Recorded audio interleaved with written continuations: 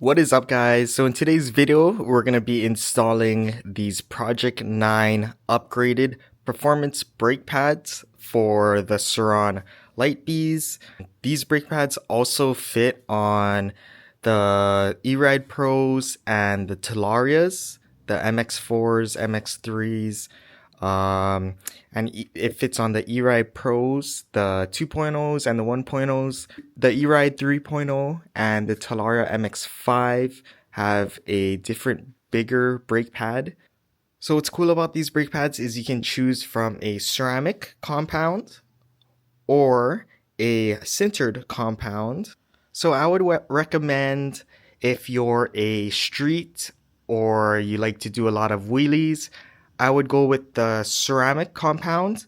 The ceramic compound is a little bit more softer than the sintered compound, so it offers a lot more brake modulation, meaning it's a little bit easier to control the braking power with the ceramic pads. The only thing is that these ceramic pads wear down faster than the sintered ones. If you're a hard enduro, off-road, or trail rider, or if you have like a really high-powered Surron and you're going at really fast speeds, I would go with the sintered compound.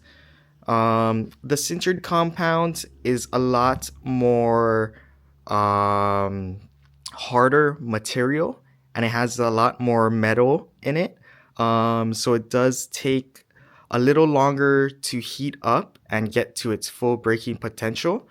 But it does have a lot more braking power, and it's a lot a lot more resistant to temperatures than the ceramic.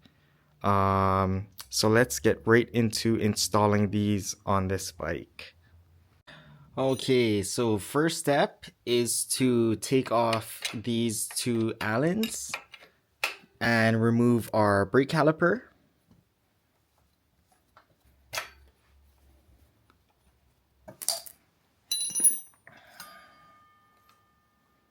Okay, so now that we got our brake caliper removed, we're gonna want to remove our old brake pads.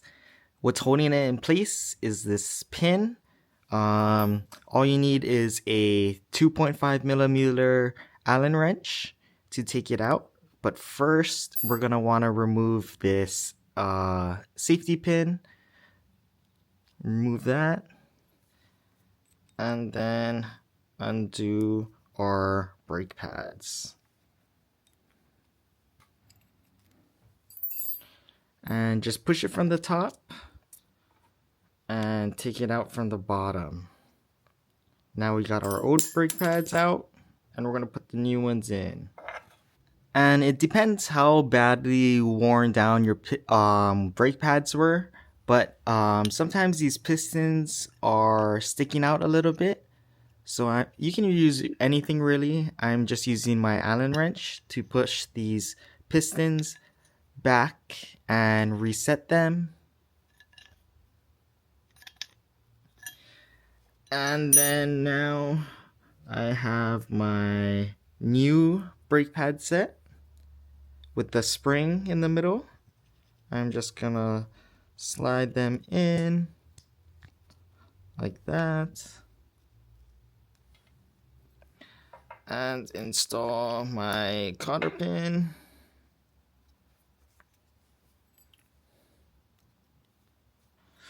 And once that's tight, I'm gonna get my safety locking pin and put it back in place. There we go. And I'm gonna install this back onto the bike. So we're gonna reinstall these bolts, but don't tighten it all the way because we do have to adjust our brake caliper. Okay, so we got our Allen bolts screwed back into place and the brake caliper installed.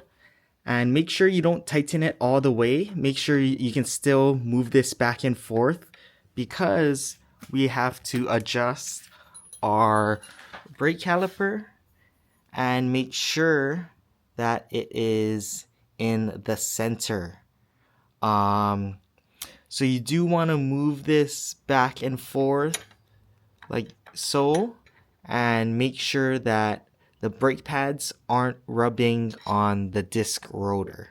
And if you did your job right, there should be no resistance on that rear wheel and no rubbing sound.